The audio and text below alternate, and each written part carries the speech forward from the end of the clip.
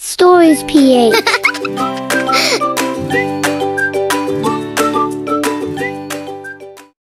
Ang prinsesang ayaw maligo. Noong unang panahon, sa isang malayong kaharian, may isang batang prinsesa na nagngangalang Amara. Bagaman maganda at mabait si Prinsesa Amara, may isang bagay na talagang ayaw na ayaw niyang gawin: ang maligo. Lagi siyang may dahilan upang umiwas sa pagligo. "Ano ba naman, inay? Hindi naman ako madumi." Ang palaging reklamo ni Amara tuwing sasabihin ng reyna na kailangan niyang maligo.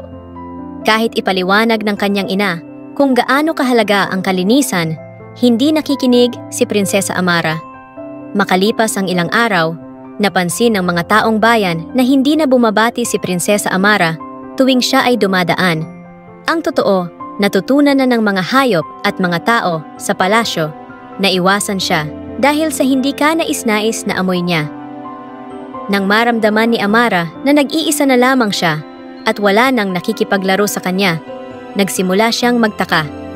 Isang araw, may dumating na matandang babae sa kaharian at binati ang prinsesa. "Kamusta, Prinsesa Amara? Napansin kong ikaw ay nag-iisa. Bakit hindi ka naglalaro kasama ang mga bata?" Malungkot na sumagot si Amara, "Hindi ko po alam. Parang iniiwasan nila ako." Ngumiti ang matanda at humarap sa isang salamin. "Marahil ay oras na upang makita mo kung ano ang nakikita ng iba." Sa salamin, nakita ni Amara ang maruming mga kamay, magulong buhok, at mga dumi sa kanyang mukha. Nanlumo siya sa nakita. "Prinsesa Amara, hindi pa huli ang lahat upang magbago.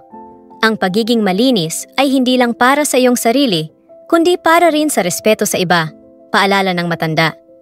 Dahil sa natutunan, agad na nagdesisyon si Amara na maglinis ng katawan at mag-ayos. Simula noon, palagi na siyang naliligo at inaalagaan ang sarili. Muling bumalik ang mga kaibigan at hayop sa kanyang paligid, at siya'y muling naging masaya. Ang aral ng kwento ay, Ang kalinisan ay hindi lamang para sa ating sariling kapakanan, kundi para rin sa respeto sa ibang tao. Ang pagiging malinis ay nakakatulong upang makuha ang tiwala at pagmamahal ng mga taong nasa paligid natin. Kung nagustuhan mo ang kwentong ito, huwag kalimutang mag-subscribe upang ma-notify kayo sa susunod pa nating mga kwento.